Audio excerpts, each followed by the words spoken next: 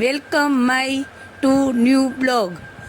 કૃષ્ણાય વાસુદેવાય હરે હે પરમાત્મને પ્રણત ક્લેશનાશાય ગોવિંદાય નમો નમઃ. આસો સુદ 11 પાપાંકુશા એકાદશી. આ વ્રત કરવાથી બધા પાપોથી મળશે મુક્તિ. અશ્વિન મહિનાના શુક્લ પક્ષની એકાદશી એટલે દશેરા પછી આવનારી એકાદશી હોય છે. આ એકાદશીનું નામ પાપાંકુશા એકાદશી એ માટે પડ્યું કારણ કે આ દિવસે વ્રત કરવાથી બધા પાપોમાંથી મુક્તિ મળે છે. આ દિવસે ભગવાન વિષ્ણુની પૂજા કરવામાં આવે છે. આ વ્રતમાં વિષ્ણુ સહસ્ત્ર નામનો પાઠ કરો. રાત્રે જાગરણ કરી ભગવાનનું સ્મરણ કરવું જોઈએ.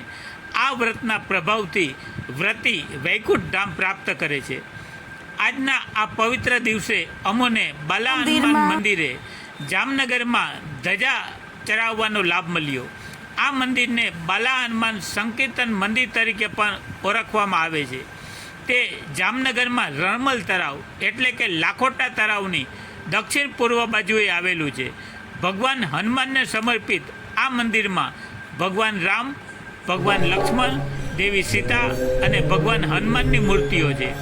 આ મંદિરની ખાસ વાત એ છે કે 1967થી એટલે કે 55 વર્ષથી અહીં સતત શ્રી રામધૂનનો જાપ થાય છે.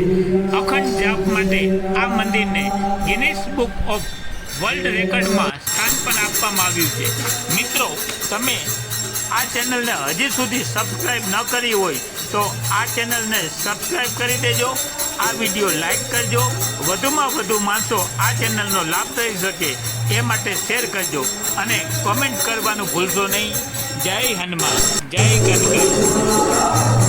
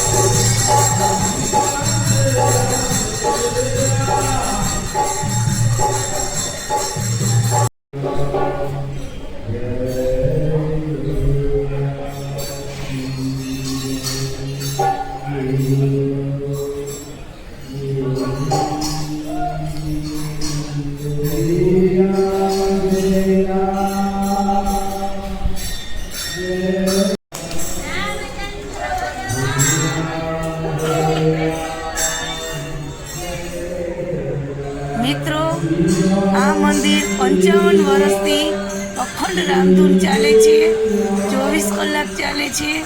તો આ ચમત્કારી મંદિર હોવાથી તમે જામનગર આવો તો જરૂર આ મંદિરના દર્શન કરો અને લાભ લ્યો.